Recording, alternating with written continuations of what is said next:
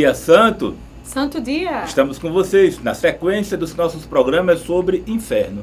Tivemos o programa Inferno 1, 2 e 3. Meu Deus, por que falar tanto do inferno? É para que você deseje o céu. É para que você não queira ir para lá. Afinal de contas, quem está no inferno? Quem povoa o inferno? Como é que se dá isso? Olha, a igreja nos ensina sobre o inferno, mas ela não aponta nem nomeia ninguém que esteja lá. A igreja não nomeia ninguém para estar no inferno. Isso não quer dizer que vamos dizer que o inferno não exista. Existe sim. Alguns teólogos tradicionalistas apontam com veemência a existência e a presença de almas no inferno.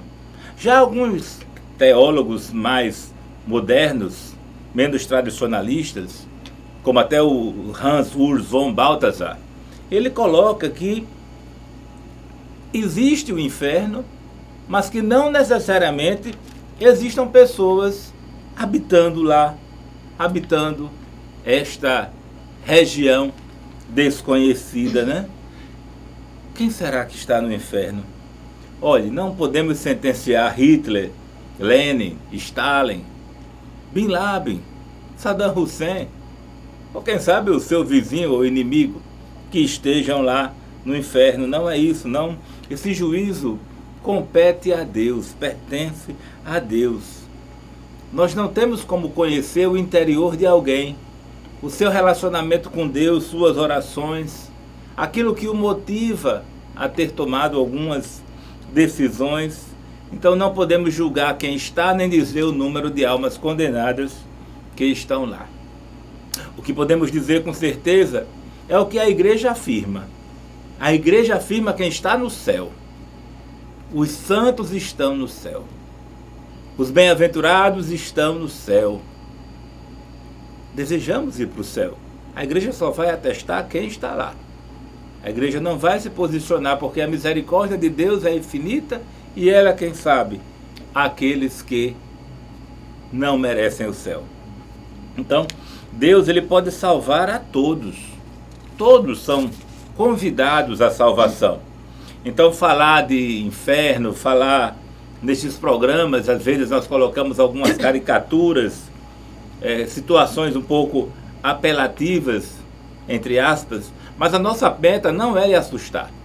A nossa meta não é criar medo, criar um pânico, criar um terror, um complexo de culpa. Não. Nosso objetivo é que você queira o céu. É que você não queira o inferno. É que você queira a Deus. Então, não é um objetivo de um programa sensacionalista. Não é isso. Nós queremos uma maior adesão ao reino dos céus. Afinal de contas, nós não somos teólogos, nem filósofos, somos leigos, consagrados, profissionais de nível superior, mas que temos o dever como batizado, como filhos da igreja, que devemos, podemos e precisamos tocar nestes pontos, nestes novíssimos, nessa dimensão de inferno, nos embasando nas Sagradas Escrituras, na tradição, no catecismo da Igreja Católica, que se manifesta no seu magistério. Então, dessa maneira, nós estamos realizando, o nosso ministério de reis, profetas e sacerdotes, como leigos, buscando cada vez mais a conversão dos nossos irmãos. Então, Mara, esse Deus é um Deus tão amoroso, e esse Deus vai levar almas para o inferno? É interessante, né? As palavras têm um peso muito grande. Deus não está levando as almas para o inferno, e nem foi Deus que levou os anjos para o inferno, também não. Mas nós temos que entender que o inferno é uma linha, né, muito fina entre a salvação e a condenação. Mas tem pessoas que querem estar bem na beirinha do precipício. E de repente, se vier um vento, elas podem cair no inferno. Não é Deus que faz ninguém cair no inferno. Nós temos que entender que o inferno é uma situação que as pessoas se lançam, porque as pessoas assim o fazem de consciência, entende, meu irmão? Então, se a pessoa quer estar na condenação, ela vai estar. Apenas Deus está vendo a situação, mas Deus respeita a liberdade do homem. Uma coisa que nós temos que entender, tem muitos teólogos que falam da existência ou não de almas do inferno, mas um ponto muito certo, que nós temos que compreender isso e exortar. A justiça de Deus é diferente da justiça humana. Muitas vezes na justiça humana a gente tem aquele ditado, não é? Olho por olho, dente por dente. O que me fizeram aqui eu vou resolver da mesma maneira. Como é que a justiça de Deus poderia ser igual à nossa se o amor que Deus nos ama é diferente do amor que nós amamos os nossos irmãos? É diferente do amor que nós amamos a Deus. Então esse amor de Deus, ele é muito pautado no amor livre, no amor gratuito. Nós podemos perceber a cena da paixão de Cristo e Deus não se vingou daqueles soldados, Deus não se vingou daqueles que estavam dizendo sacrifica-o, não é? Querendo sua morte. Então Deus tem um amor incondicional por todos nós. Então nós temos que compreender que Deus, César, não está querendo castigar ninguém. Deus fez algo, ensinou algo àquela pessoa que não entendeu, que não compreendeu, que impôs em prática, agora vai ser castigado no inferno. Não, não é isso. Nós já vimos em outros programas que as pessoas vão ter a sentença daquilo que elas passaram a vida inteira praticando, da vida inteira exercendo. Existe um teólogo que vai defender muito que, em vez de colocar as penas do inferno, porque quando se fala de pena, realmente, imagina, se é pena, é alguém que está me colocando lá para que eu apague e tenha um castigo. Então ele vai colocar como se sendo as agruras do inferno, ou seja, os dissabores do inferno, ou azedume, entende isso? Então, meus irmãos, compreenda. Se uma pessoa praticou em vida, quis se distanciar de Deus, então ela tem que entender que o objetivo de Deus é levar as almas para o céu. Mas se eu não quero Deus, se eu não quero o céu, eu vou conseguir e vou alcançar os dissabores daquele estado de inferno. Por exemplo, se um filho chega para uma mãe e diz: mãe, eu quero suco de limão. Suco de limão tem seu azedume, entende? Mas se você quer aquele suco de limão, você não vai poder dizer quando sua mãe lhe deu: mãe me castigou, me deu um suco azedo. Não, foi você que fez a opção. Então o inferno tem suas próprias características. Então quando você se determina a não querer o céu, mas você querer o inferno, você vai se deparar com as características do inferno, que aí vai ser fogo, que vai ser enxofre, que vai ser cada vez mais perdição, que vai ser cada vez mais afastamento de Deus. Agora também na analogia da limonada, quando a limonada vem azeda, aí colocamos muito açúcar para que ela fique bem gostosa. Mas não vamos pensar que podemos adocicar o inferno para que ele fique bem gostoso. Porque aquela é a característica do inferno. A característica do inferno não vai mudar porque você quer adocicá-lo. Você não pode querer que o seu fogão ela possa esfriar a sua comida, o fogão vai esquentar. Nem que um freezer possa esquentar. São características próprias de cada estado. Então no inferno tem características próprias e quem vai para o inferno vai ter que se deparar com seus dissabores, entende? É importante essa dinâmica de falarmos do livre-arbítrio. Deus só pode salvar quem deseja se salvar. Se você renuncia... Ora, por exemplo, se você duvidou de alguém, você deixou de acreditar em alguém, normalmente nós não acreditamos ou desconfiamos de alguém ou de um fato quando nós não sentimos firmeza naquilo que a pessoa falou. Você sente firmeza no que Deus falou? Você sente firmeza naquilo que é a proposta de Jesus para a humanidade? Quando Jesus fala suas palavras, elas são promessas, são palavras de poder. Deus Todo-Poderoso, o que Ele diz, Ele realiza. Ele tem um poder total e absoluto. Ele conhece o nosso íntimo. Ele nos julga, Ele nos cura, Ele nos liberta. Ele tem a força e o poder de perdoar as nossas culpas. Jesus, Deus, Ele pode nos perdoar de toda a culpa. Deus pode ressuscitar os homens. Nosso Deus pode tudo. E Ele, mesmo podendo tudo, Ele nos permitiu escolher. É importante entender a grandiosidade do senhorio de Jesus e ao mesmo tempo saber que Ele nos deu o livre-arbítrio. Temos que entender a grandeza de Deus, mas temos que entender a nossa liberdade. Se afastar de Deus aqui na terra, se nós nos afastamos de Deus, nós provocamos e criamos uma situação trágica, uma situação de morte espiritual. O inferno. Quando nos afastamos de Deus, literalmente, né, nós estaremos com Deus ou com o inimigo de Deus, endemoniado, se nós renunciarmos a Deus e aderirmos às insídias de Satanás. Deus, ele vai dar uma vida nova àqueles que quiserem assumir o seu amor, àqueles que desejam o céu. Mas aqueles que recusam o céu, que recusam a Deus, optam em permanecerem mortos longe de Deus. Eles optaram por uma situação constrangedora de falar, mas optaram pelo inferno. Então, Mara, a condição das almas estarem no inferno não tiraria a glória de Deus? Meus irmãos, Deus é Deus e Deus não muda. Entenda? Deus vai ser Senhor, Deus vai ser onipotente, Deus vai ter todas as características divinas, independente de quem o aceite ou não. A glória de Deus, esse é o motivo principal da criação. Deus cria o mundo para a glória de Deus. Sim, é verdade. Também para a felicidade das criaturas. Mas essa felicidade das criaturas está condicionada àqueles que queiram aderir à salvação que Deus nos oferece. Entende? Então, seja céu, seja terra, seja inferno, seja purgatório, Deus continua sendo Deus, independente das pessoas que vão o aceitar ou não.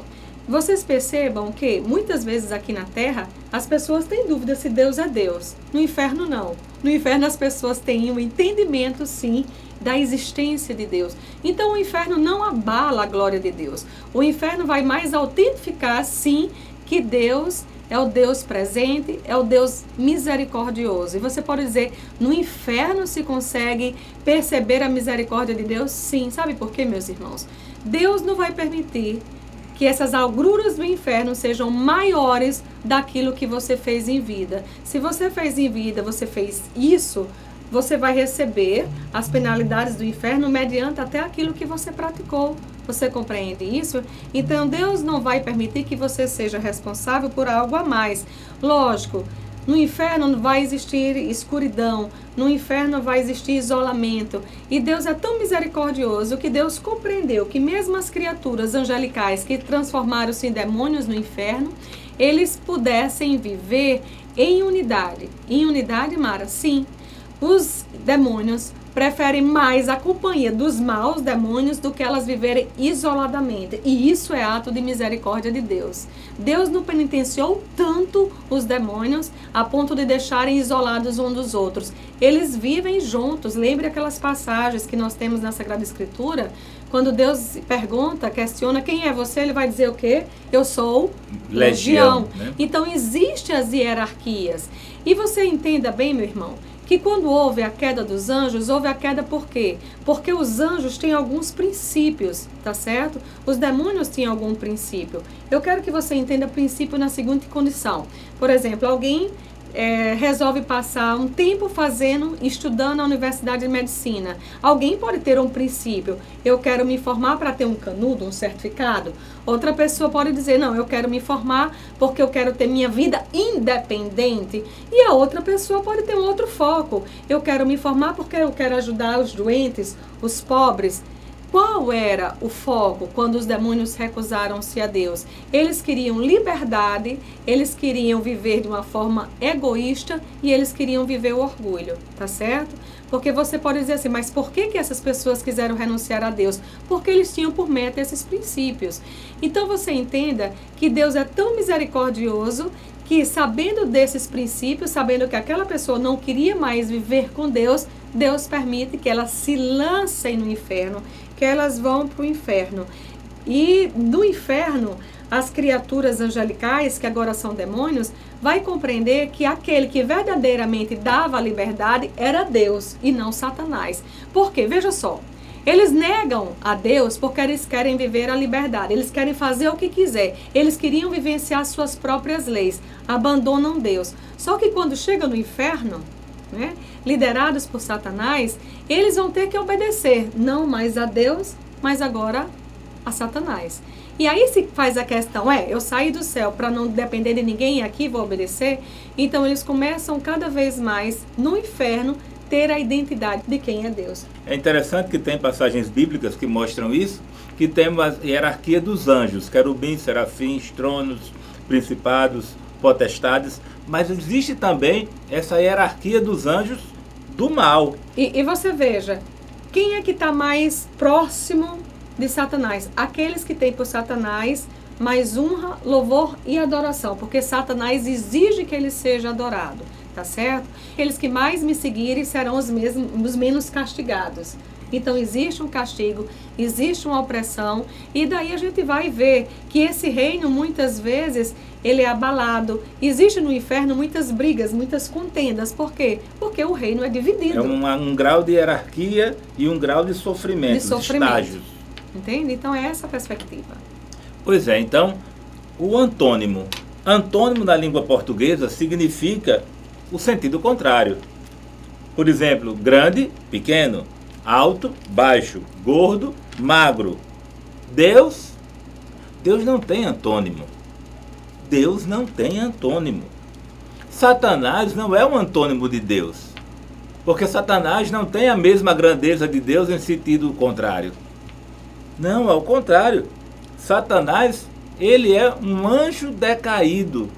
Um anjo, um servidor, um servo de Deus que desviou por desobediência. Não, Deus é pleno, nada equivale a Deus. Deus é o Criador, então não podemos colocar nada no patamar de Deus. Satanás tem poder? Claro, tem poder sim. O grande dragão vermelho do Apocalipse. Mas ao mesmo tempo esse grande dragão é infinitamente menor que Deus. Infinitamente menor que Deus. Então, essa imagem que Satanás disputa com Cristo as almas humanas em igualdade, isso não é legítimo. Não é legítimo. Deus Criador, ele é tão superior em sua infinita misericórdia que deu ao homem e aos anjos a liberdade de escolha. Homens renunciam a Deus, anjos renunciam a Deus. O mundo espiritual e o mundo natural. Ambas as criaturas encontraram o inferno. Então lá vai a pergunta: quem está no inferno? Quem está no inferno? Os anjos decaídos. Esses anjos decaídos são os demônios. Quem está no inferno? Satanás também. Satanás está lá no inferno. O chefe. Almas pecadoras em pecado mortal. Essas almas, aquilo que a gente discutiu. Tem teólogos que dizem que não, que a misericórdia de Deus é infinita, mas tem alguém que não vai se arrepender. Existirão essas almas também no inferno. Esta população. Mas prestem atenção. Por pior que seja uma alma desobediente que renunciou a Deus, por mais desobediente que seja uma alma, por mais ruim que seja alguém, não vira um demônio. Entendam isso. Uma alma, ela não vira um espírito demoníaco, não vira um anjo demoníaco. Temos que entender isso, por pior que seja. Vamos raciocinar em sentido contrário. Por melhor que seja uma alma, ela não vira anjo. Maria Santíssima, linda, maravilhosa, sem pecado, virgem, mãe de Deus, assunta ao céu, não virou anjo. São José, o homem mais obediente do mundo, mais bonito, mais sério, mais casto, mais manso, mais humilde, justíssimo, puríssimo, prudentíssimo, também não virou anjo. Então não existe virada de alma para demônio, para anjo. A natureza não muda, né? A natureza não muda. Uma alma, ela vem num corpo para acompanhar este corpo na vida eterna. E na volta gloriosa de Jesus, na ressurreição dos mortos, esta alma voltar a este corpo glorioso e se apresentar a Deus. Existem almas de pessoas que fizeram coisas muito piores do que os demônios fizeram.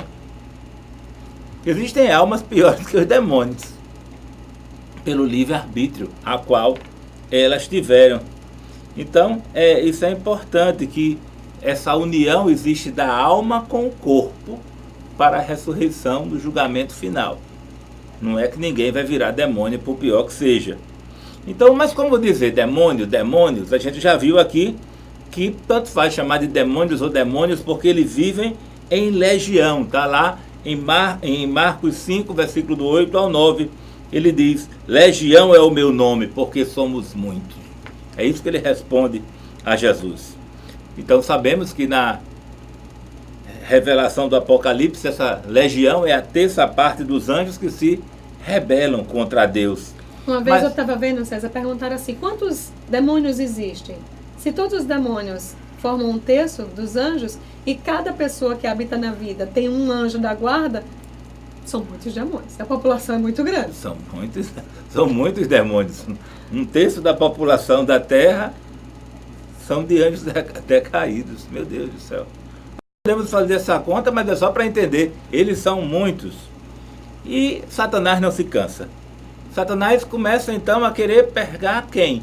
Pegar os nossos pais, Adão e Eva. Satanás não se cansa, ele quer todos submissos a ele. Então ele tenta dominar o mundo e entra na inteligência, na persuasão de Eva, de Adão, e aí vem o pecado original. Mas ele não se cansa, ele agora quer os homens. Ele quer todos os homens a serviço dele.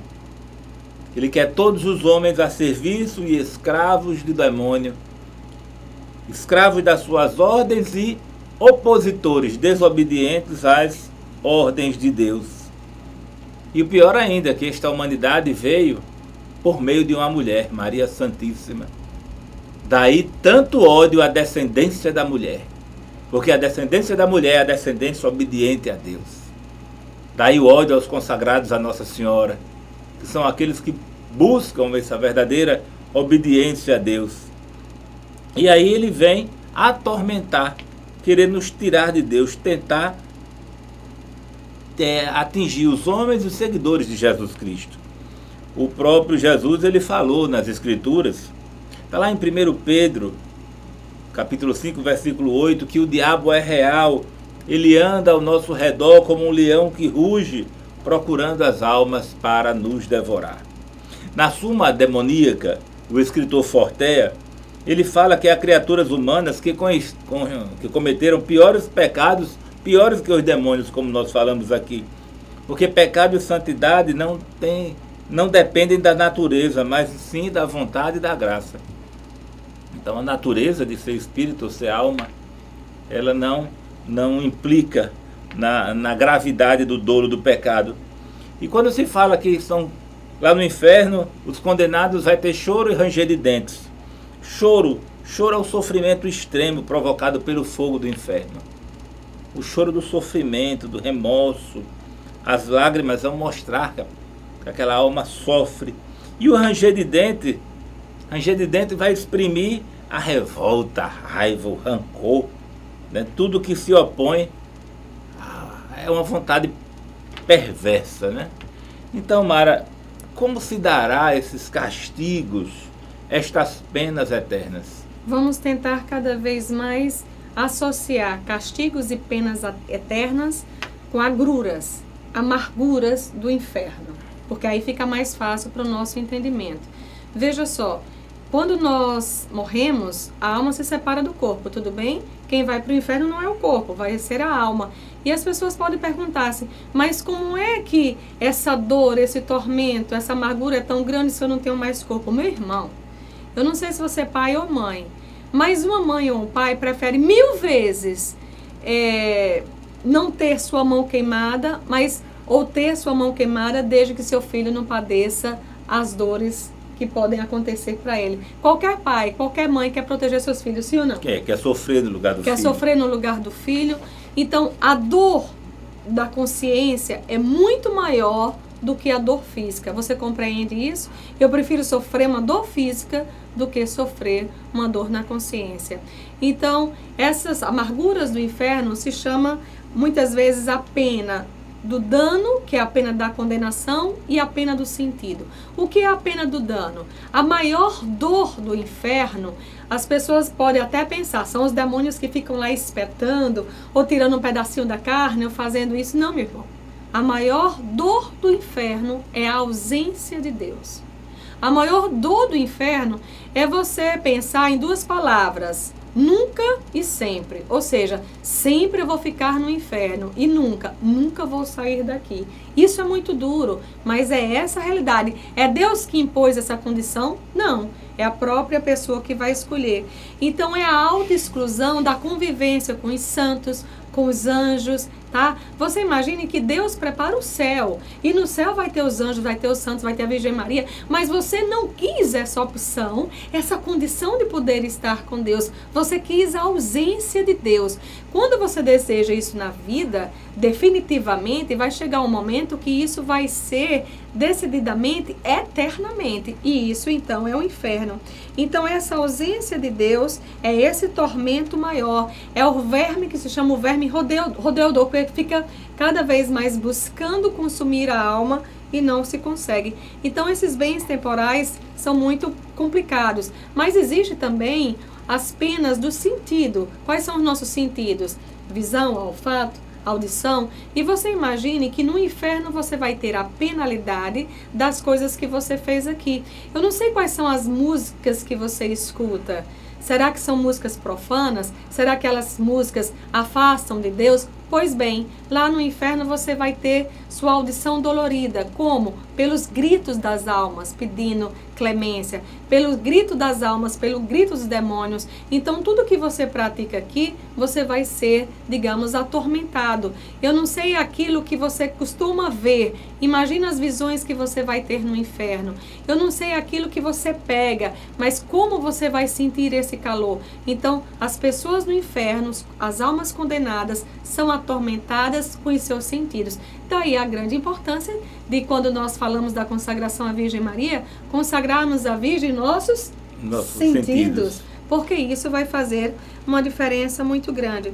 Então, as próprias revelações particulares nos falam dessas sentenças, dessas penalidades no inferno. A Virgem Maria aparece para aquelas 3 criancinhas e vai mostrar o inferno, e vai mostrar que no inferno existe habitantes sim, e aquelas pessoas estão recebendo cada vez mais suas penas. As penas dos sentidos. São Boaventura vai falar dessas penas, e muitos outros tantos também vão falar dessas faculdades que se recebe quando se está no inferno. A gente tem que parar com esse tema de inferno. Chega de falar de inferno, Mara. Mas tem a questão da impenitência final. E como é isso? Veja só, existe a impenitência temporária. É o quê? Sou eu que em vida não busco uma vida de penitência. Jesus chega para alguns e vai dizer o quê? Não é? Que quer libertar todos os ímpios, que quer salvar todos os ímpios. São Paulo também nos exorta cada vez mais que Deus quer salvar. O próprio João Batista vai dizer o quê? Arrependei-vos, creio no Evangelho, buscai a penitência. Mas se tem uma alma que não quer fazer penitência aqui, essa alma é uma impenitente, temporária. Tudo bem? Mas digamos que uma pessoa morra sem ter buscado a penitência. Ser um impenitente significa que ela vai para o inferno? Não.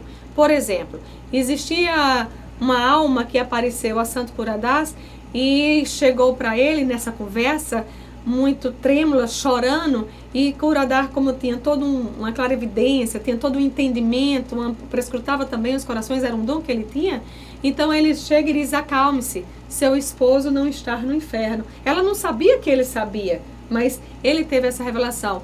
E o entendimento que ele teve: em vida, aquele homem que buscou o suicídio e que não buscava a igreja, teve um dia que pegou uma rosinha e deu sua mulher e disse: coloque na imagem de Nossa Senhora. E naquele dia, a nossa Mãe Santíssima conseguiu para ele uma grande graça, a graça da conversão final. Entende? Então a impenitência final é quando você teve aquele seu momento de encontro com Deus e você ainda diz: eu não quero Deus, eu recuso a graça de Deus, eu não quero a salvação de Deus. Então quando você morre com a impenitência final, aí não tem mais o que fazer. Mesmo que seja um pecado grave, tá certo? Mas se naquele seu último momento você ainda resolver que quer Deus, Deus ainda vai lhe permitir que você possa purgar isso no purgatório e não ir direto ao inferno. Agora, se você não quer, Nosso difícil. Deus não se cansa de nos esperar, de nos perdoar. Deus não rejeita nenhum homem. Somos nós, humanos, que rejeitamos Deus.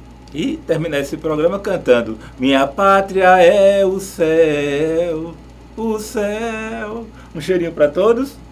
Consagra-te.